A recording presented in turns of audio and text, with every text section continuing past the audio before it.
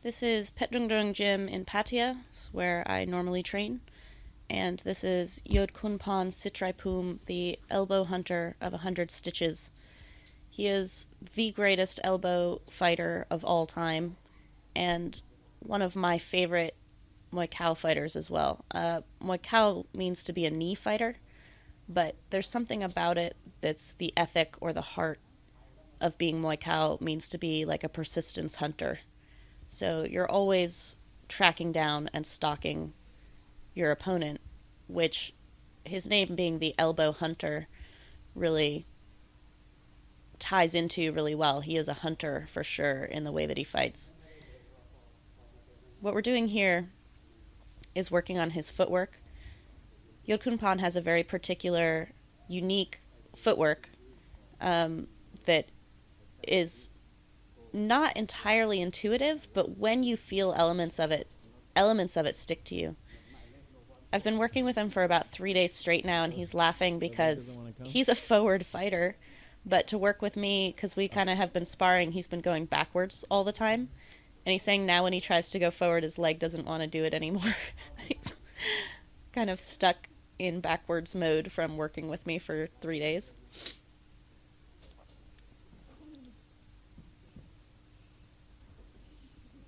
So immediately we're getting into this thing he's been working with me on, which is staying in elbow and knee range. You use that footwork to get into the range, but then once you're in is when all of your elbows, knees, strikes come out, and you get someone on the ropes like this, and you can just kind of knock them out, overwhelm them with your kind of endless, once you've tracked down the prey, then it's time to shoot it kind of thing. He's interrupting my longer weapons as I'm firing them from an appropriate distance, but I'm not at the range that he wants me to be at yet. So here he's having me practice catching a head kick. So you kind of just snatch it where it lands against your arm, so it's blocked, and then you kind of pin it with your other arm. And you have this little bend in your knees so that once you've caught it, you wait a beat so that everyone in the back row can see, and then you stand up and it launches the opponent, the kicker, backwards. It's not a difficult move, but being automatic with it is difficult. You have to practice it a lot to make it automatic. Here, when he's doing it, I can do it pretty comfortably, but in a fight, when the head kick comes unexpectedly, I'm not yet in the automatic zone of being able to catch that. It's the same thing of when you catch a kick and throw it. There's a degree of automatic that makes that move work.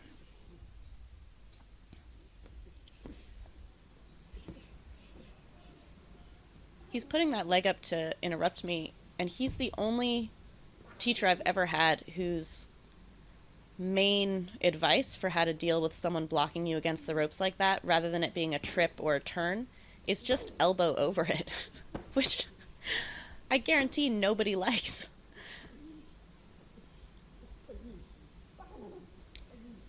So here, what he's been trying to get me to do the past couple of minutes as we're getting into this, I'm starting to get into that range that he wants me to stay in and that I want to stay in. It feels good for me to be there. See how I'm still a little bit outside of it and staying outside of it to kind of wait for this opening? That's not the game. Look at the way he bends and flexes instead of doing like jerky fakes. His style is so smooth. Look at the way he bounces. If he like takes a few steps back to get out of the way, he has this little like bounce on the end of it before he moves again. He's so light. But then he's incredibly explosive as he's using these kicks at this distance to provoke me to not stay in that distance. This is what femur fighters will do. They'll back up, post, and then as you're moving into the distance they want, they'll kick you. And it usually makes an opponent either pause, like what I just did right there, or take a step back to like start again. And so they're keeping you out of the range that you want to be in. So what he's forcing me to do by interrupting me all the time right here is to ignore all of the ways in which he's trying to keep me out of the range for elbows and knees that I want to get into. It's like get in the pocket and then stay in the pocket. I like his elbows off of caught kicks, which is what I'm trying to do here.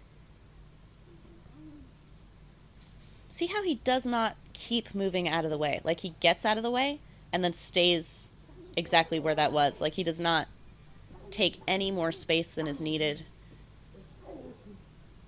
And in order to close that space over and over again, I need to be really slow and steady. Hold on.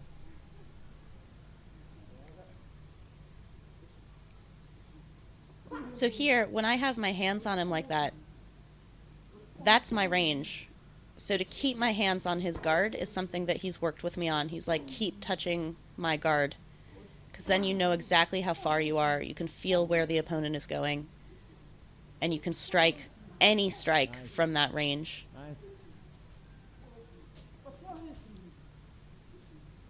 Nice. Look at how he's coming forward in contrast to how I was coming forward. I'm trying to elbow a knee and strike him as he's coming in, and he's completely, other than right there, undeterred. That's what he's trying to get from me, is not bursts of moving forward, but always moving forward with bursts of weapons coming out as you do so. He's so sweet. He's commenting on how he cannot stand in front of that.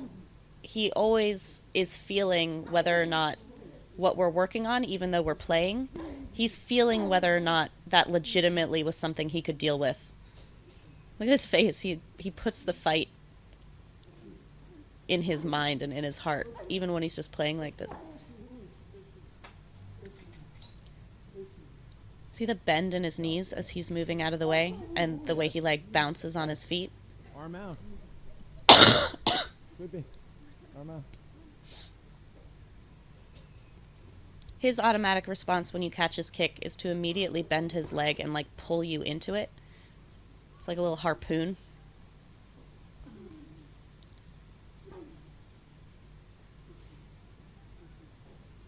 Look at his stance and how wide it is. And the bend in his knees, and then he has flex in his ankles. Like his heels don't really touch the ground. So he's not up on his toes in a like tall, dramatic way, but the flexibility in his feet being on his toes. He can move anywhere. He liked that one.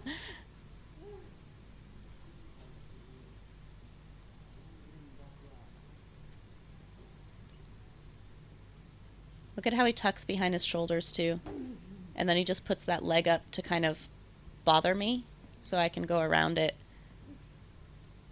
He's naturally southpaw, and he's standing orthodox for me because I fight southpaw.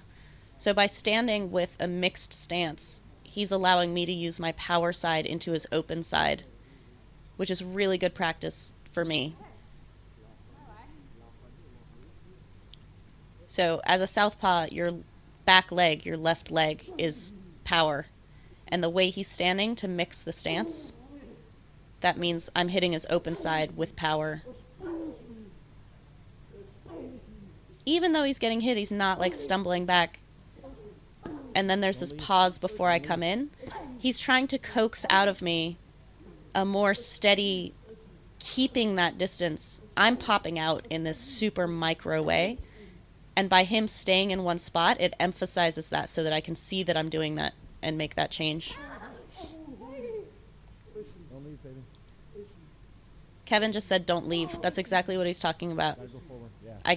I take extra distance instead of immediately swallowing whatever distance he creates by going backwards. And then here, I'm kind of stopping. Oh, that's right. I'm getting really good strikes in. Like I can knock him out with this, and those elbows are good, but I'm stopping in one spot. Whereas the footwork we were doing at the beginning, like the gallop, it closes those hesitations between things. It like smooths over the pauses and hesitations in closing space, which is why he looks like the T-1000 when he's walking through stuff, whereas you look affected by the opponent's strikes if you're hiccuping and stopping on your way in all the time. So as a Muay Thai fighter, as a persistence hunter, you just have to keep walking forward. It's like you don't even break pace. He's saying to me that as he's going backwards, he cannot bring his weapons out. If you're fighting a femur fighter, they like to go backwards, but there's a point that they post and strike to affect you and to score. He's saying that he cannot find his moment to strike in going backwards, which means that he feels like I'm doing a correct, steady pace. That's what it feels like to him, which is really good. That's what you're trying to do when you're tracking someone down. I'm making comments about these small hesitations, which are tiny little windows for the evasive fighter to get out or create space or make it look like they're affecting your pace. Look at him tuck behind his shoulder. So here he's trying to lock me up. He's trying to lock me in the clinch, and as long as I keep moving, if I don't lock back, he cannot hold me like that. I'm a locker. When I come in, I lock. I'm like a pit bull, and then because I lock so hard, I can't actually score as well as I should be able to, given how strong my lock is. So by him trying to lock me and me having to keep moving, this is really, really good for me as a locking fighter to learn how to keep moving when you're hunting someone down. He's talking about how his only option is to lock me, but he can't hold me. He's like, I'm bigger than her. I should be able to lock her, but I can't. Cannot control. Yeah. He says, I cannot safety my body. What he means is he can't protect himself everywhere. By locking me up, if I can't move, he can protect himself, but he can't block everything, which is why locking in the clinch as your only option is something that you need to work beyond. It's something I need to work beyond, being able to keep moving and keep attacking those weaknesses and openings instead of locking into one position.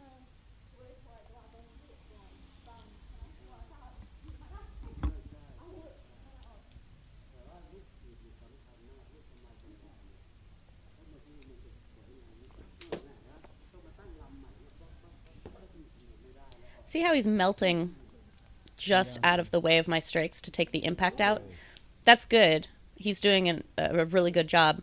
But if I just keep coming after him, he's not affecting that. Like, he's not in control of how that exchange is going if I keep coming towards him. And then once I get him, like once you get him into the ropes or once your strikes start accumulating, like they start landing, the car is rolling.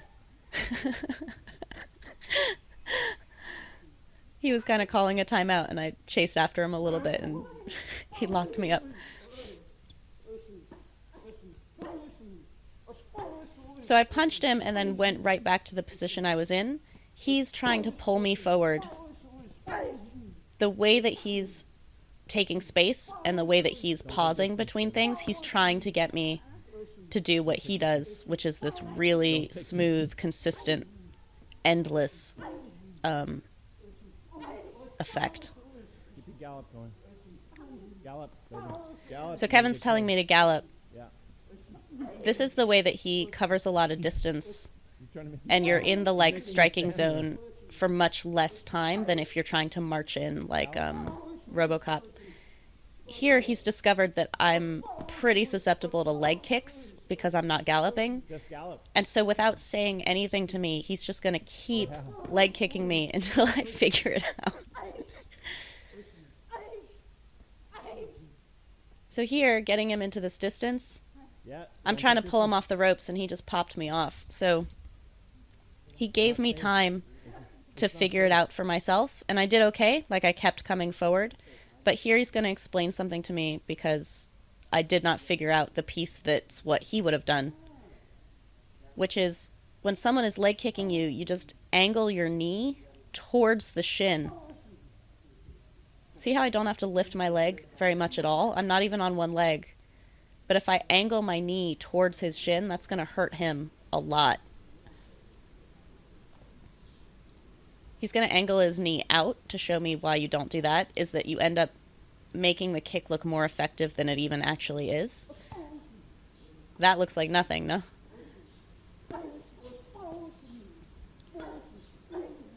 So now you take the skill of angling the knee in as the block, the low kick destroyer, and match it with the continuing to come forward. Like, now you put it into play.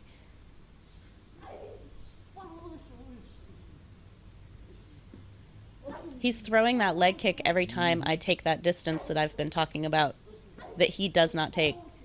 So I strike and then leave a breath of distance.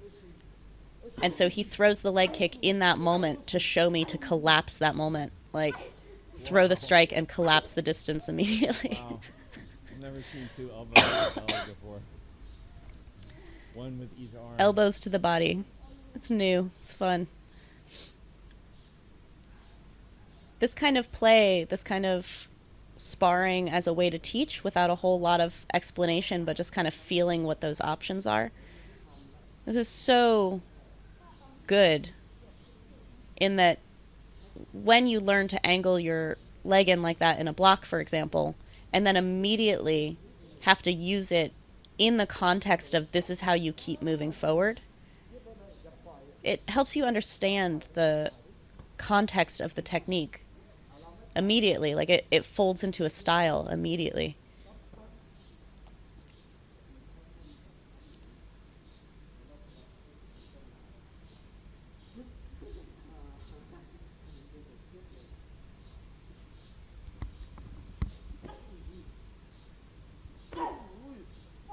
See how he pauses before he throws the caught kick?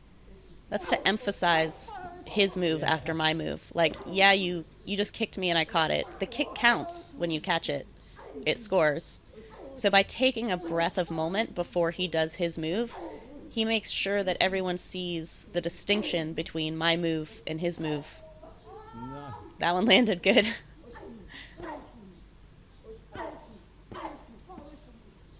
Look at him time that punch, too.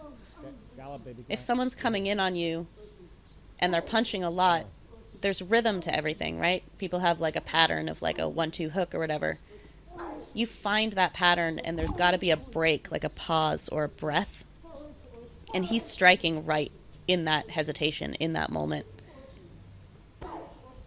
Forward, baby. Gotta go forward.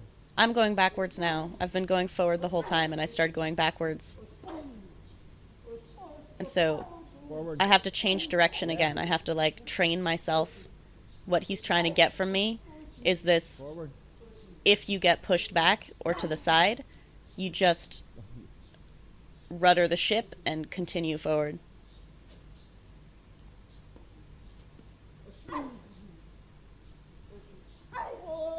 Oh. Then when you get someone hurt, you can slow down a little bit. You can slow your pace a little bit when someone's hurt.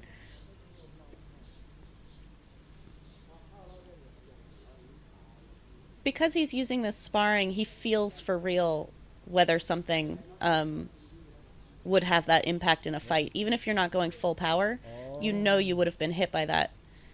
So what he's saying here is he's not letting me do things. Like, these strikes that are landing are not like a gimme. He cannot respond because I'm constantly pressuring him. Even just standing too close to someone allows you to take away the breath that they need or the setup that they need for their counter. So here he's explaining that when you've been overwhelmed by somebody, your only option, like in round 5, you'll see fights where one person just starts punching and like only punching. And he's saying now my only option is to give Sylvie a 10 count in order to win this fight. Yeah. So now he's going to only punch, really. His right cross/hook is horrifying when it whips out. He hits me with it for real pretty good a few times, and I don't want to get hit by it, so it does put like a hesitation in me, which is totally the effect it's supposed to have. But by continuing to throw it at me the way that he does, he's teaching me how to overwrite that in the same way that he just kept leg kicking me to give me the opportunity to figure it out. Getting hit is not a mistake. Keep getting hit so that you can figure out how to solve it. Solving it might just be how you feel about it, like not getting hit anymore. You just change how you feel about it. Here I've forgotten to gallop, so we're talking about it. When I Robocop, I'm just too slow. Oh, look at his feet. He only does it for like 2 seconds, and it's stunning.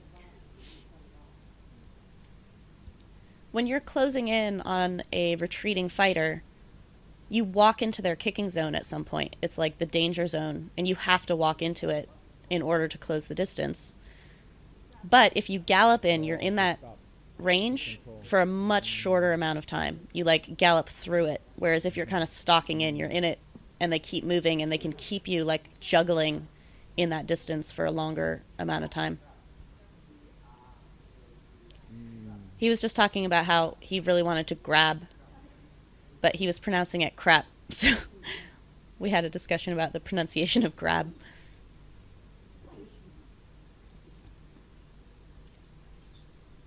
See how the gallop allows you to stay a step ahead of somebody.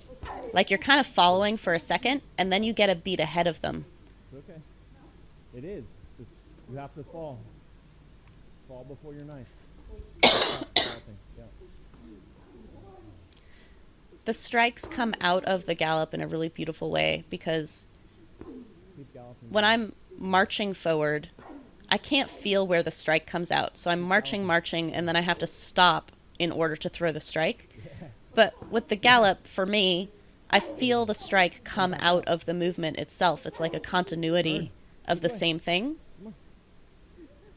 But you have to keep galloping and striking out of it to make it more automatic. Here I'm describing to Kevin that I was getting punched in the face by that crazy hook that he throws, and it was causing me to hesitate.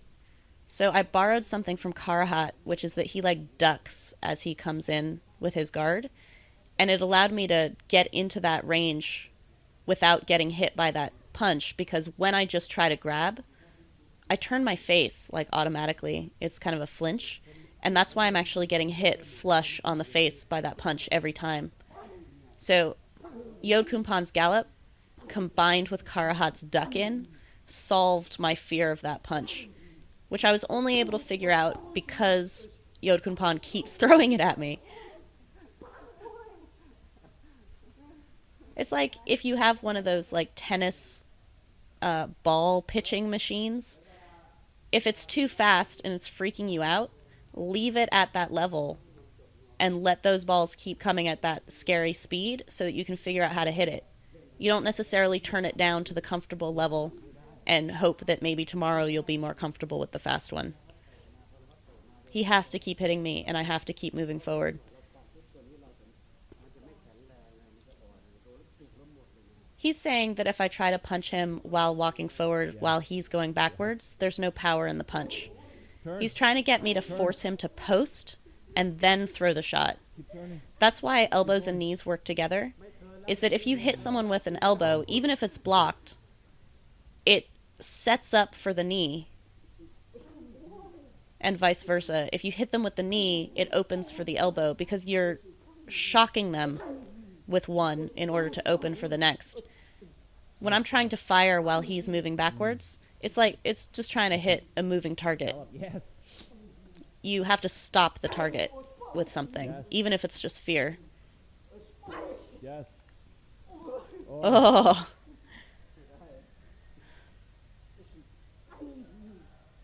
When I stop, you'll see him creep on me a little bit. I stay in one spot and he'll start moving forward. It's just automatic for him. He can feel that he can change the direction of the fight when I hesitate like that. And so he automatically takes it. It's brilliant.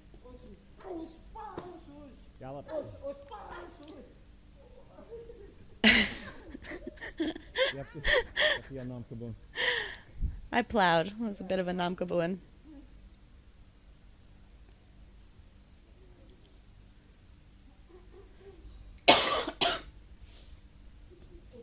Gallop.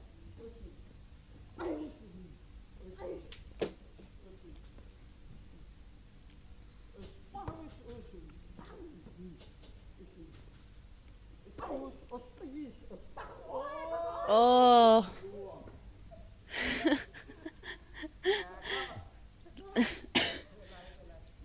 That is his very famous elbow over the bicep that he throws in the clinch. He takes outside position, which people are like, awesome. I have inside position. I'm dominant. And so they let you leave your hand there. But then you wait for the knee on the opposite side and throw the elbow while your opponent is on one leg. Oh, that elbow is so nasty. He's explaining to me that my elbow was too short.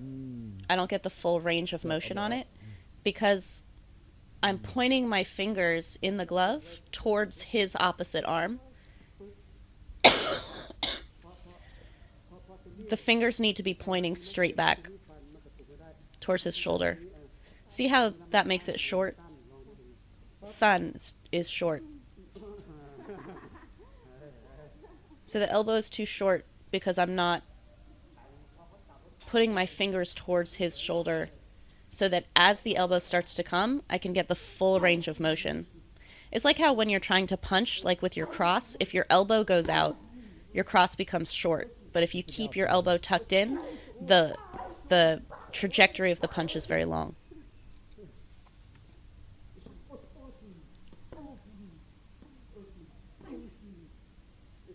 Oh, look at his bounce. How light he is.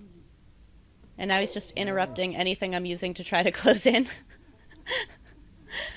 This is interesting because I'm not walking forward the way he wants me to. I'm not constantly eating the space the way that I want to do and he wants me to do. But because I'm continuing to strike and keep him on the end of that punch or kick, even though these aren't knees and elbows, which I want to be doing, by keeping the rhythm kind of steady, once one lands, the car is rolling and more land. If I were walking forward, it would make it even better because I'd be getting into the weapons that I'm more happy with. But even just staying here and being like, I'm not going to pop out, I'm not going to take more space, it allows my strikes to accumulate a little bit better. Oh! Oh! That's timing. He waited for me to be on one leg and shoved me. Down I went. I got him with an uppercut, so I'm saying Mao, which means like drunk or dizzy. So here's that position. See how my glove is pointed towards my other arm? And so all those elbows are going to be too short. There's the timing that he used on me with that turn. You wait until they're on one leg and twist. So now you can see when I push him back and don't follow him, you can see that I'm tired. I'm exactly the same tired, but if I push him back and take a step after him as he goes, I don't look tired anymore. I look like I'm completely controlling where he's going at all times. Oh. I stole that from Kem. You push down their jab and elbow through the middle. Yodkhunpon is deciding whether or not he likes this move. He's suffered it a few times, like it's effective, but he had to feel it for himself to decide whether or not he liked it. And he gave it a go ahead after he shadowed it.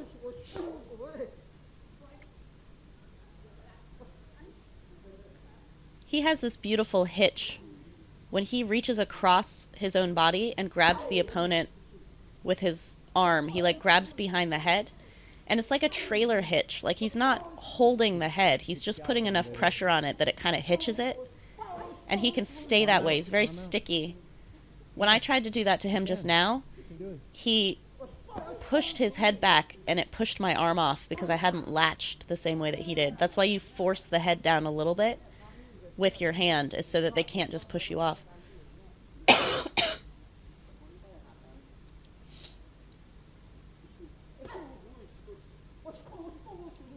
Oh, Superman from him. So I'm changing this up a little bit. Based on what he was just doing to me, I stole it. So that as I'm coming forward, when I kick with full power.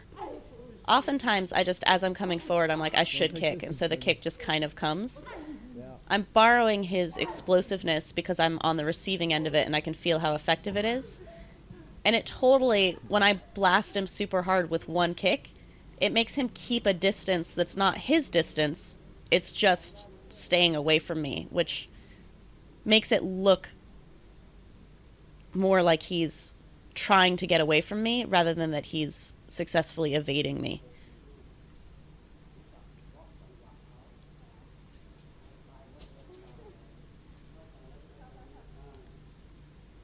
I'm sorry, the sound is not very good on this video. We were doing a light test with the camera, so I don't know everything that we're talking about at every second because I can't really hear it.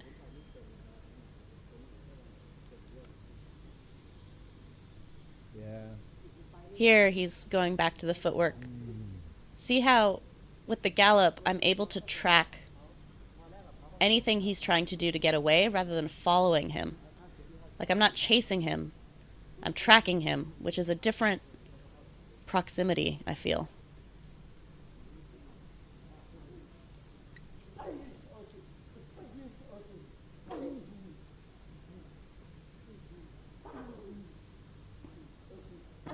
So he's keeping his guard up to kind of force me to use hitting of the guard to open up for shots that are already open rather than only looking for the opening. See how even just hitting the guard sets up for that knee? People don't like having their guard elbowed. Like, it's not a like, oh, I'm totally protected in here like a turtle. There's a little bit of an oh shit even when your guard is elbowed. And it makes you double down on it because you do not want to let go of it. Alright, so look at my right hand, how my fingers were pointing towards his opposite bicep. Look at his hand. See how his fingers are pointed into my jaw?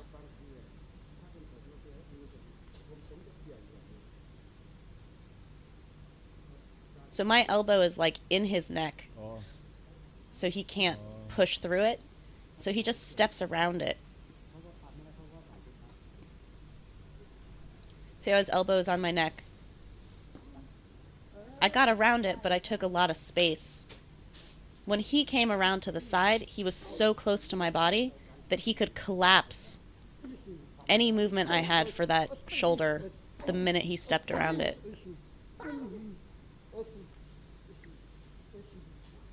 There it is. That was a nice turn. It was exactly, it was the right move, but stay closer. You basically want to feel your body slide around the side of their body. Like, you don't lose contact.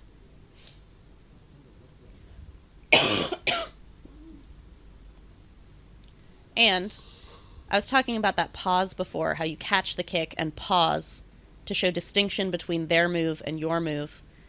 When you slip around to the side, you got to drag your leg. See how his leg comes back? And then there's a pause before he throws this knee to give it distinction. Oh.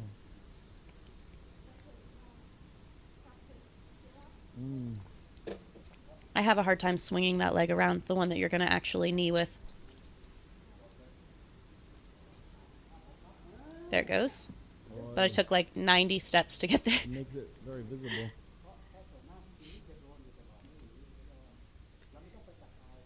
He's saying when people just push on the face like this, they're very susceptible to pivoting off to the side. Incidentally, this happened in my last fight. My opponent was just putting her arms straight out at my face, which, had I parried them, would have made that a very weak move on her part. But because I didn't do that, it looked very strong. It was very effective.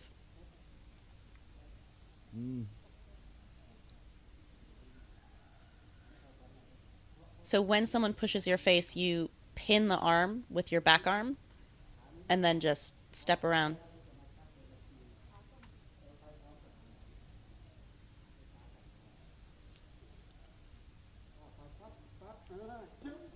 I kind of went the long way on that one, but he's making a point about how I'm stepping around, but I'm stepping too wide, and so I lose the power and the speed of the knee that comes after. He's saying this happens against the ropes a lot, so he's going over there. So now he's against the ropes and he's snuffing me by pushing on my face. I just have to step around the side. Okay, don't let go so fast. Don't hot plate it. I'm rushing the move. Like, I'm trying to, like, respond really fast.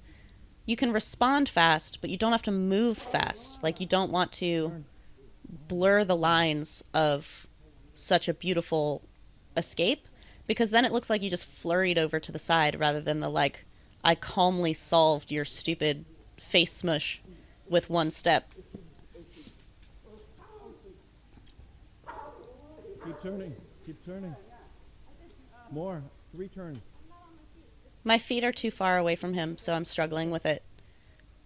It's a quick solve. Just by keeping my feet closer, it fixes the entire thing. But even if you do it wrong, just stay on them. That's okay. You're trying to feel it. You're just trying to feel it.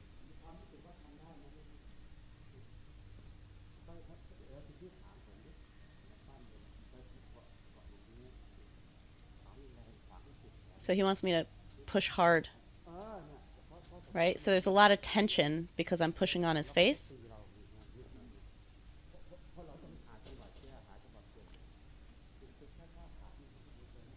So because there's tension in my arm, when he slips around to the outside of it, it's totally like pulling the chair out from under someone. They like kind of collapse.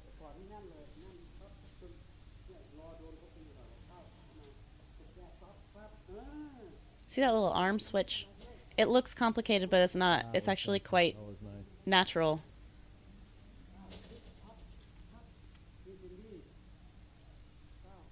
I love when he thinks his way through a movement. And he, like, feels it first.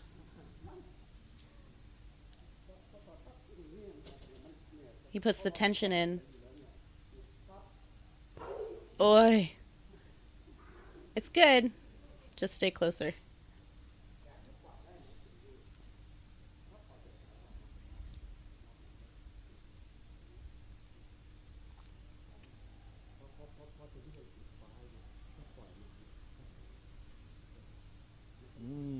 See how he's pushing my head down at the same time?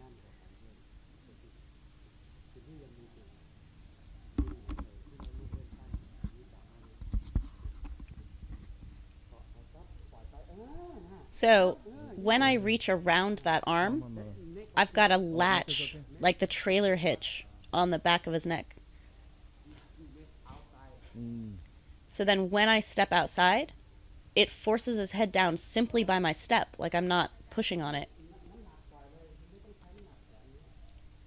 He said I was putting weight on the wrong arm.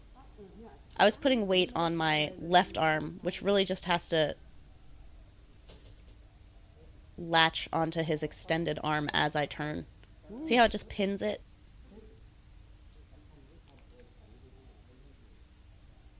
I'm not feeling it. Like, when he does it, I can totally feel how smooth it is, but when I'm trying to do it, I'm forcing tension into areas that I think need strength, and no part of this move requires any strength. Ugh.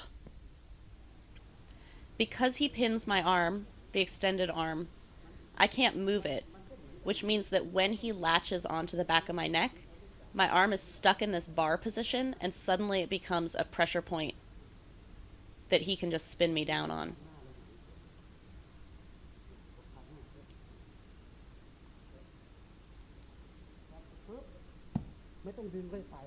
So I'm pulling. He's like, you don't have to pull. It's the trajectory of my stepping over is going to put leverage on his body anyway.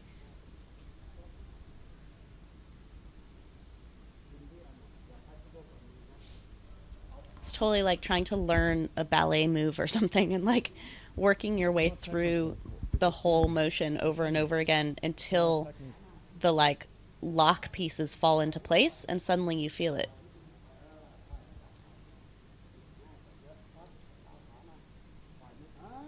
I'm struggling against the tension that he has on my face rather than kind of moving into it so that it works against him.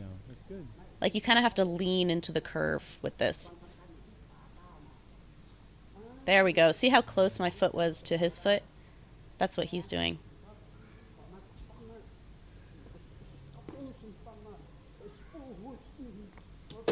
So now he's trying to get my reaction time on it.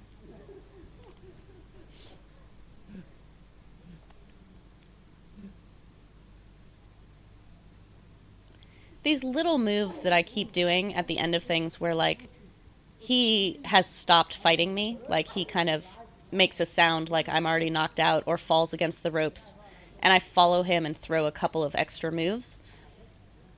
This is a careful thing to be training.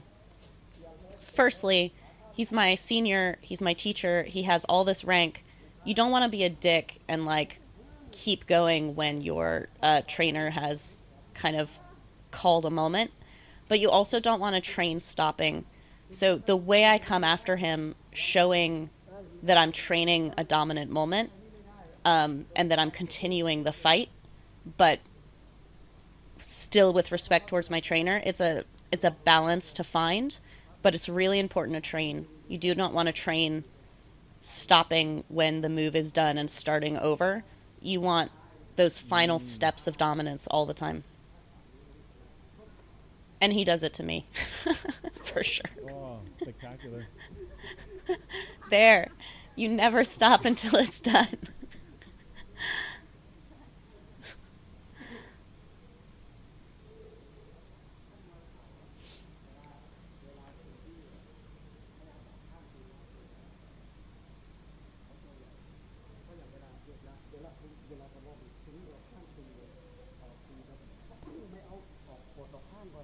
So see how he has me locked so tight?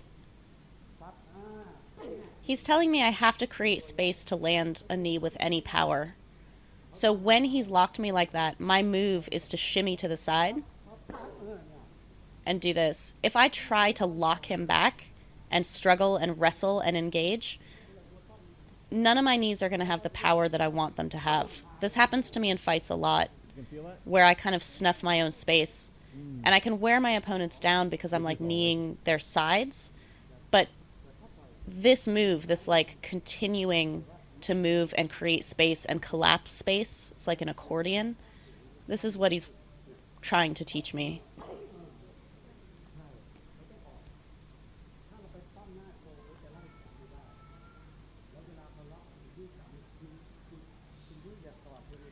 He's saying that when I just keep trying to struggle to the inside, when he has a lock on me, it doesn't do anything and doesn't look good.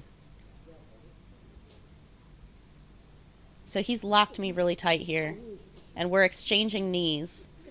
You can use this exchange of knees for timing. He plays this game with me a lot, where you just knee back and forth to feel the timing, and then you take your turn to like twist someone like this, or elbow while they're kneeing, or double up on one side to kind of catch them off guard. And here he's trying to work with me on slipping out the side door.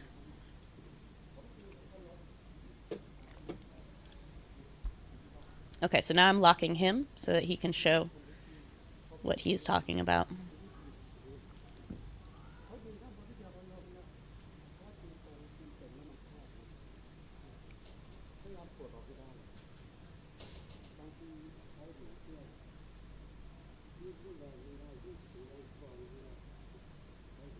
So see how he just ripped himself to the side to create that space? I'm completely locked in and he has double outside. So he puts one glove around the back of my head and he rips my head to one side and pushes his head to the opposite side to create a little bit of space that he can then swim into. He's complaining that when someone is locked really tight and you just keep struggling to get to the inside, you look like you don't know what you're doing. but you can use this one quick technique to create the space you need to change the position, and you don't look like you're struggling and you don't waste energy.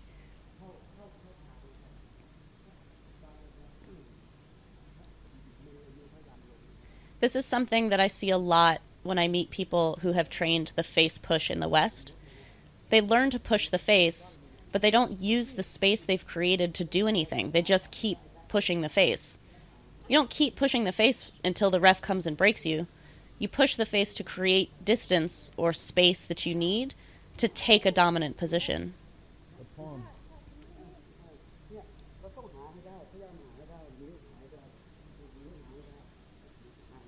Oh, he's turning. So he keeps turning to create the opportunity to push my face like that from a position where there's nowhere to push from.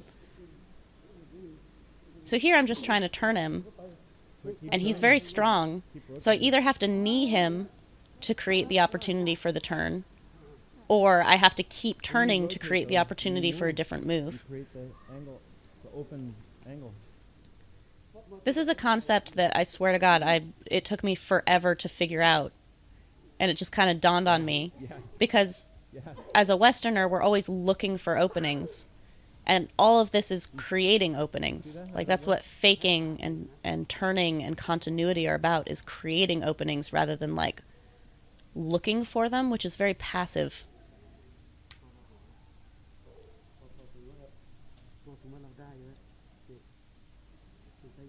See how he pushed the top of my head, because that's what was exposed, to then create the flat surface of my jaw, which is where you really want to push. So I was so tucked in, he couldn't push my jaw, which is where you want to push. So he pushed where he could, which is the top of the head, in order to create the opening to push lower.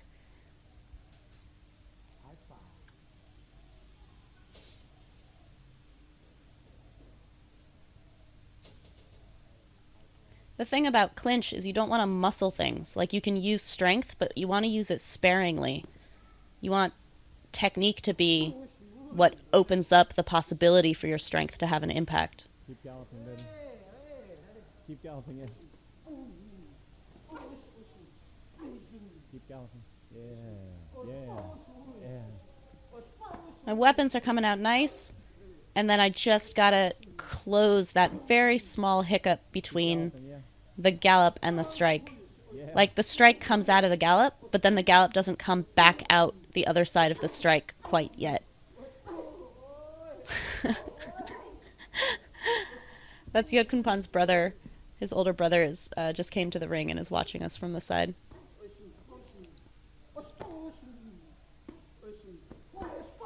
So you'll see, we were playing this game for the first, 20 minutes. Then we had, a little bridge where we were working on something. And then you go right back into the same game, but with the elements that you just worked on during the bridge. That knee is incredible. You keep faking the lead knee. So Kevin is pointing out to me that I'm faking a lead knee to set up for these other things, which I'm not even aware that I'm doing. But that comes from this kind of play, this kind of continuity and moving forward. That abrupt change just now in the film was because we're doing camera tests for the lighting.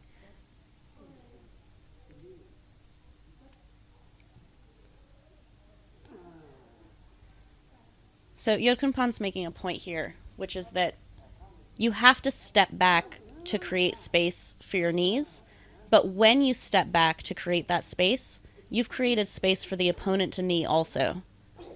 So he wants me to hide how I create that space in other movements, in a turn, or distract up top first.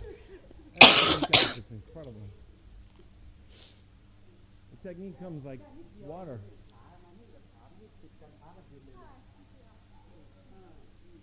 So just there, when I step back, I have to step back with my foot at an angle out rather than straight back. What he was saying to me before about how you create an opening and either person can knee in that opening, if I step straight back, I'm more vulnerable because the knee is slow. Whereas if I step back at an angle a little bit, it hides the step and the knee coming back is much faster. Karahat has Your said the leg same goes thing too to far me behind you? uh, Bladed? for kicks. Kevin calls it blading. He says you have to blade your foot a little bit. Mm.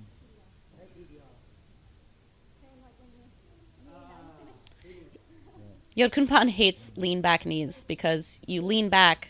When you're done with the knee, you're done. You don't have the next one set up already. So he was the first to ever teach me not to lean back on knees. And the reason you do that is because then you can throw multiple knees or an elbow off of it. He had complained to me like 2 days before that my knee to elbow was super slow because I was leaning back too much. So just now when I threw it and they moved together, he was really happy and surprised that it was not the way I'd been throwing it like 2 days ago. Because I listened to him and I thought about it and I worked on it. He does not throw that upward elbow, but when I throw it on him and he feels how he was not expecting it, he gets really happy. This is the thing about these amazing legendary trainers is that they're still active minds. Like they're still growing in what they think about and feel in their Muay Thai. They're not rigid about the right way to do things. They explain to you why they do something one way because it fits within their style, and then you can take it or leave it based on how it feels in your style. But when they feel something that would have worked, what they care about is that it worked, not that it's their style or not. Oh, oh.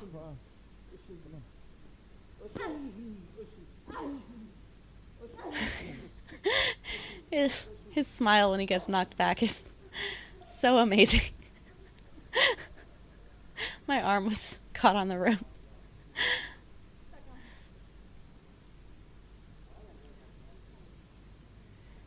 This is an amazing thing about the Muay Khao style that Yodkhunpon is teaching me as well. This like relentless, forward, persistence hunting. I am fucking tired, guys. Like this is not easy to do for 40 minutes, an hour at a time. But you can do it in bursts, and then the way that you idle between things can still be very menacing, but like lower rev, I guess. That's the thing about the persistently coming forward rather than like rushing forward kind of thing, is finding this relentlessness rather than kind of, I don't know. It's not rushing. For me, I figured out when I run, there are times that I get into a pace when I'm running where I'm like, okay, I'm tired, but I could keep this pace. Like I could run at this pace for as many miles as someone needed me to. That's what I'm training right now with Yodkhunpon. That's what he's teaching me, is how to find your pace that you're like, I can do this forever. Like I can hunt this rabbit until the rabbit gets tired and kind of just lays down.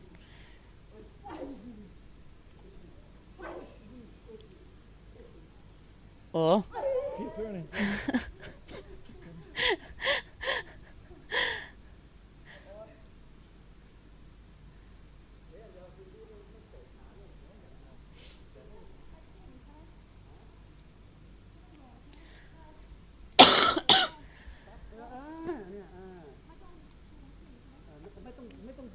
So I'm asking him whether I have to keep turning.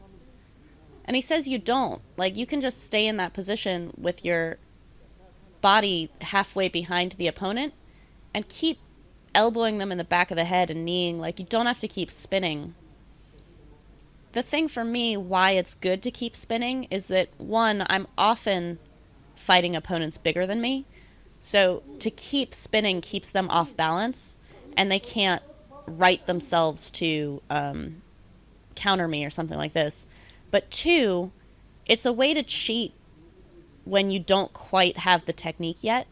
So the way that I keep stepping too far away from him, if I keep turning, it allows me to keep doing this I know. by having made a mistake in the first place. Whereas if I only do one turn and then try to stay in that same spot, because my technique was not perfect and I'm too far away, I get one shot. It's the same thing that Yodkhunpon is like, when you lean back, you get the one knee. by continuing to turn, I give myself more opportunities. Whereas if I had the perfect technique in the first place, staying in one spot and kneeing would be a more clear option. Nice. It's like a cheat until I get better at the technique. Galloping. Oh, there's that knee popping up Kevin was talking about.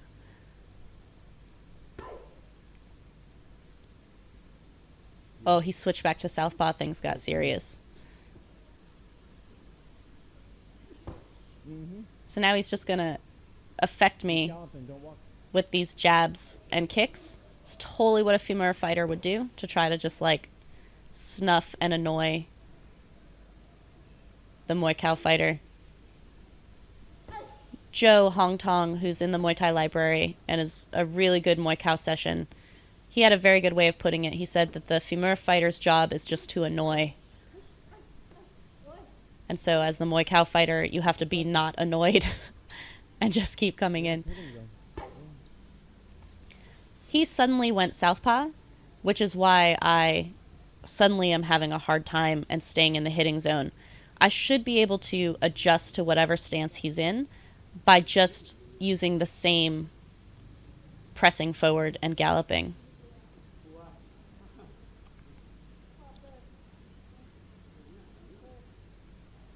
So I'm explaining to him that I'm afraid of his right hand, that I just keep getting nailed by his right hand. He's showing me how to solve this with the guard. You don't leave your guard up all the time, like you don't stay all turtled up, but you bring it up with timing that allows you to close that distance.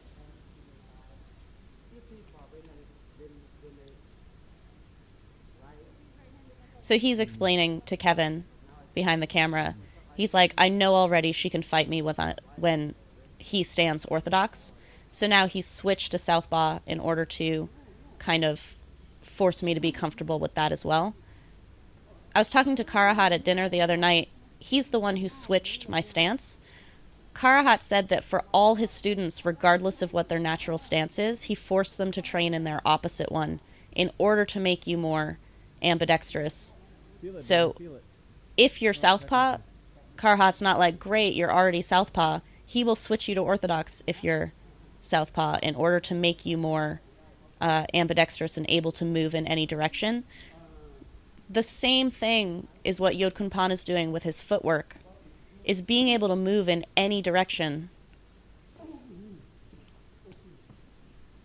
You'll see how he suddenly changes direction with his footwork. And it's this kind of bid towards flexibility. So again, I'm totally annoyed by this jab now that he has standing southpaw.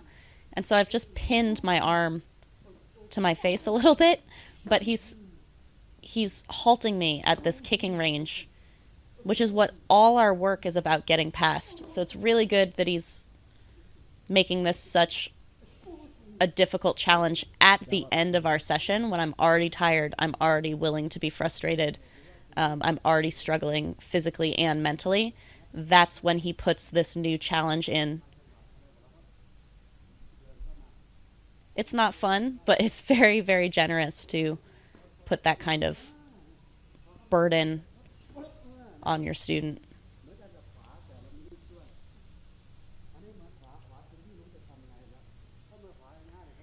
He's reiterating to me, he's like, when you fight a right-handed person, you already know everything to do. So now you have to make automatic all those same comforts with someone who's also fighting southpaw. One of the reasons it's immediately difficult when he switches his stance is that I'm not standing outside his front foot anymore. When he's standing orthodox, I kind of automatically put myself on the outside of his stance, but when he switches, I don't make that adjustment, and suddenly everything feels wrong. But it's the same game that he's trying to pull out of me. Basically, I just did something really well, and then he like changed the backdrop, and it doesn't work anymore, and he's like, do exactly what you were just doing, all I did was change the backdrop. and while you're more fatigued than before.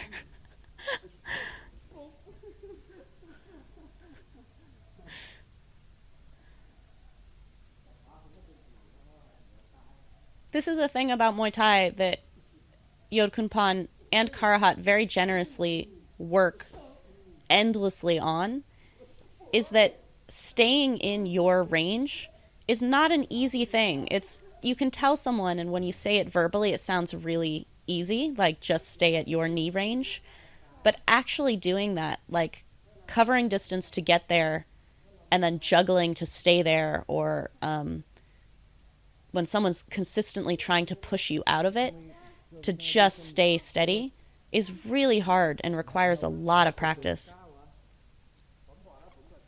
So here we're going to work more on his footwork, because really the footwork is what will bridge my difficulty with him standing southpaw and my ease with him standing orthodox. It's just the footwork will solve that between the two.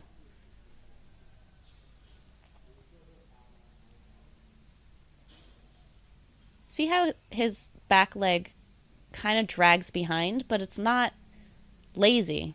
It's part of the rhythm of how it goes front leg back, front leg back. It's like it is a gallop. It's like a horse in really nice stride. All those legs working together. And then see how he'll throw little fakes in before he changes direction? Like when he stops in one spot to throw some strikes or to kind of fake and change direction, it breaks the rhythm to make him unpredictable, rather than it being like confusing for him, like I have to stop to throw these strikes.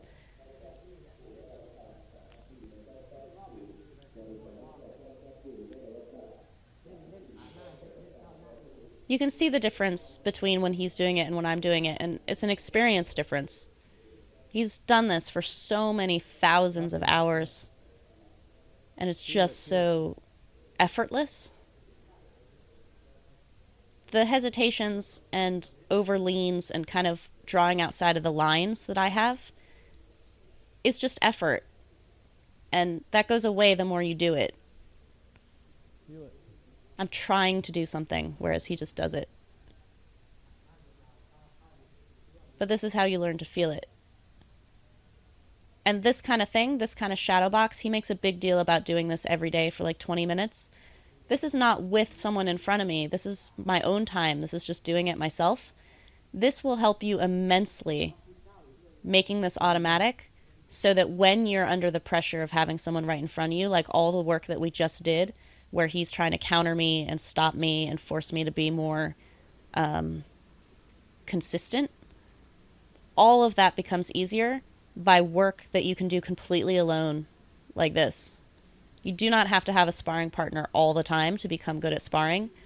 You do have to spar, but this kind of work adds so much to your ability to move in space, and how you move in space and your timing is like 95% of how well you fight.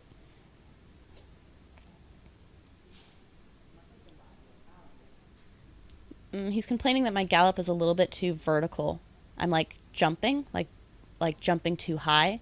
Instead, he wants it to be more horizontal, so that when I cover the space, it's more like a fencing. Okay.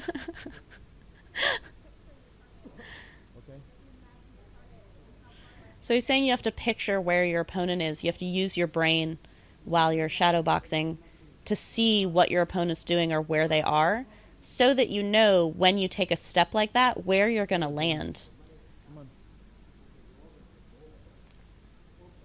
See how he doesn't lean his body too hard on the step. It's almost after the step.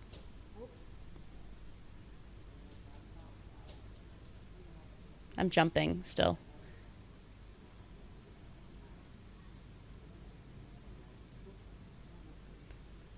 He says that you move your hip at the same time. You don't push your hip first. I was pushing my hip first because I felt like my butt was back, which is a consistent problem I have. So I tried to overemphasize it by pushing my hip first, and he said that that was too far in the wrong direction. So the the leg goes first, and the hip comes with it.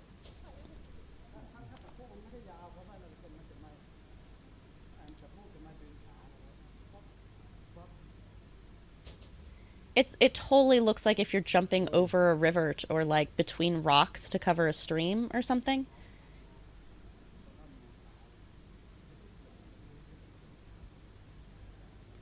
Look at his whole line of his body, from his foot to knee to hip to shoulder, and then like down the center of his spine, so you can see where his center of gravity is, but also how the weight shifts on the move itself. You see that so you understand what he's doing, and then you feel it for yourself in what your version of this is, and then just do it and do it and do it until it shapes itself. Like, you're never going to look exactly like someone else, even if you're stealing their move. I'm doing this really weird thing where I like scooped my foot in and then out. I think I was trying to imitate how big his step was, and for some reason it felt like I wanted to arch my leg in and then out, which was not right.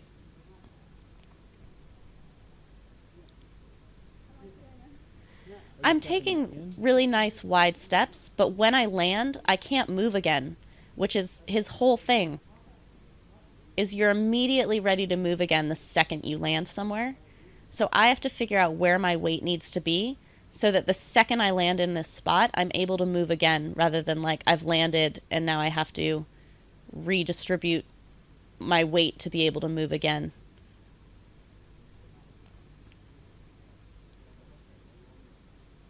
The secrets of fluidity. Oh. You see something? His chest and shoulders actually move before his head does. Also, his head almost drags behind a little bit with his back foot.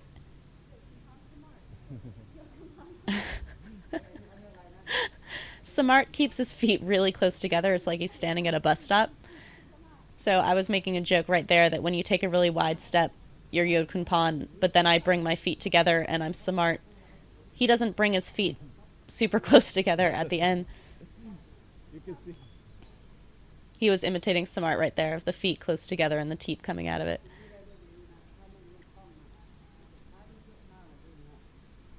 But this is beautiful, like all the nuance to how you move, like everything between any of your strikes. I've heard it said that Muay Thai doesn't have footwork. That's insane. There's endless footwork in Muay Thai, and it can be very different depending on who the fighter is. But how you carry yourself through space in order to strike is way more important and beautiful and expressive of what you are as a fighter than the strike itself. People have very particular walks. Idris Elba, the actor, has this very interesting walk to me, this kind of like hunched over swagger walk for like such a tall man. His walk you can imitate. That's the same thing with the footwork of any given fighter. The way they stand, the way they move in space, that's their swagger. And when you steal that, when you imitate that, you pull elements of their style that cannot come from only the strike itself.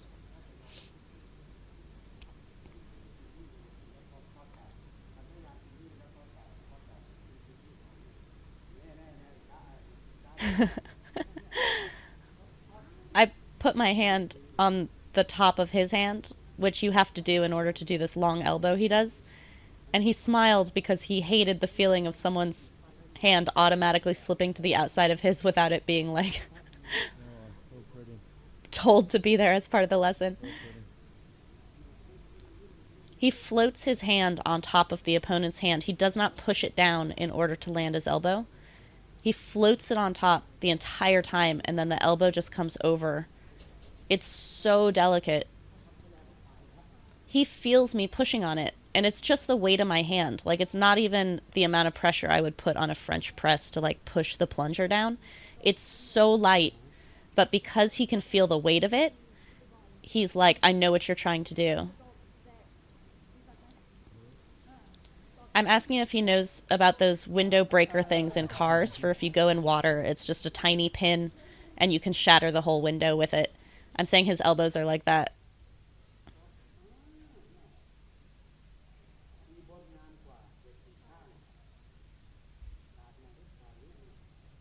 He likes the way it's very light now to just float over the top.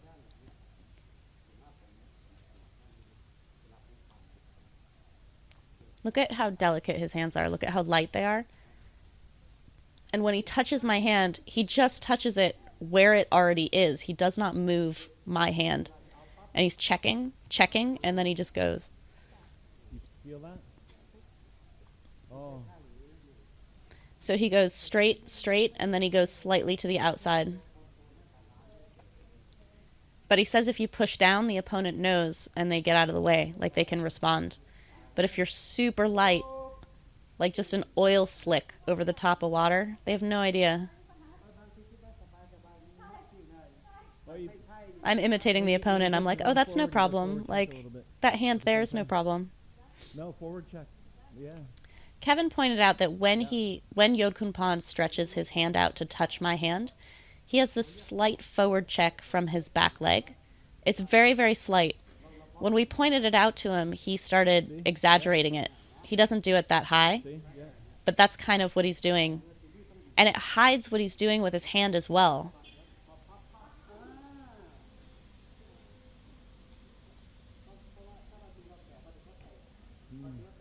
He's saying when you put your hand out like that, people will want to kick. And so that's why the little forward check comes up at the same time. Is it's a counter to their kind of automatic feeling once that hand comes out. I'm looking at the leg. Beautiful. It's a good distraction. Oh, Yodkhunpon is incredible.